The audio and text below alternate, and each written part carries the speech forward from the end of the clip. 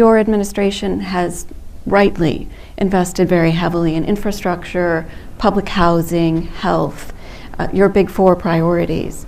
And as a consequence, there's pressure on the budget, and I think some concerns that Kenya too may be subject to a little bit less growth than investors would like to see. Do you mind sharing your vision for maintaining growth over the next few years?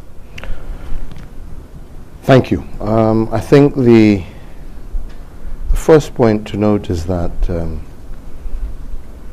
for us to be able to successfully succeed, and I just want to go back to the statement that I made earlier, we must accept that we have to first and foremost design a social contract with our people that best fits our particular circumstance, and to acknowledge that standard democracy in a time of growing nationalism and ethnic tensions, we need to be able to look at that from a different angle. And that's why we're saying, for example, democracy first past the post in Kenya has proved to be not only not unsuccessful but unsustainable. And that is why we're trying to engage each other to see how we can come up with a social contract that always allows for inclusivity, so that there are no groups or regions that feel left out.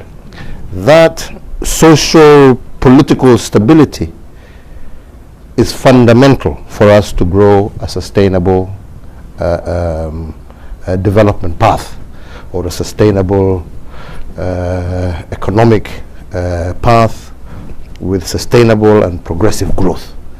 And if you look at some of the crises that you're seeing emerging in different parts of the country, is that we looked at their economies, but once the political factors kicked in, they're struggling.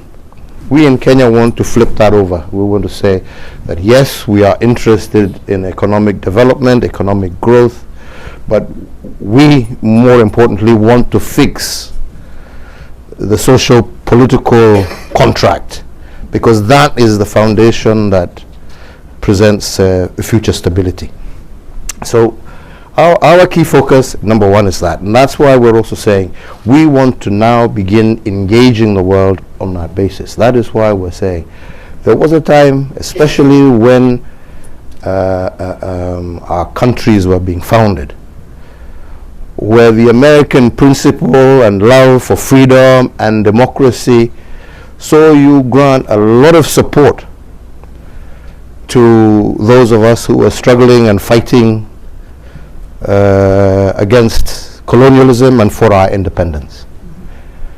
And thereafter, very strong support for our economic agenda. A lot of the companies that first set foot in independent Africa were largely American companies that saw themselves, coming through. We want to again renew that contract, and to recognize that yes, if we want sustainable economies, we need to be able to do so, not just depending on the public sector, which puts strains and stresses on our budgets and so forth, but to re-engage once again with the private sector.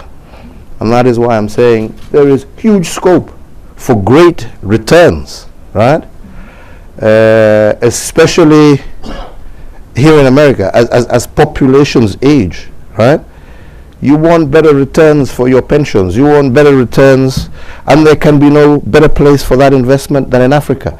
And that investment also then in turn helps us achieve the key pillars that we want to achieve for our people: housing,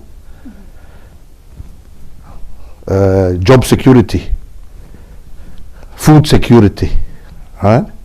And health for a younger, growing population that also serves as a humongous market opportunity for American goods and services. That is your new growth horizon. So we're here, first and foremost, to strengthen that partnership between our two governments, as you have said, that has been elevated to a higher level, but with a clear understanding that for us to be able to achieve our economic agenda, maintain the growth rates that we want to deepen our partnership with private sector by granting them opportunities for them to be able to come in, help us achieve the key priorities that we need, but also give great and ample return for the investments that they themselves are making.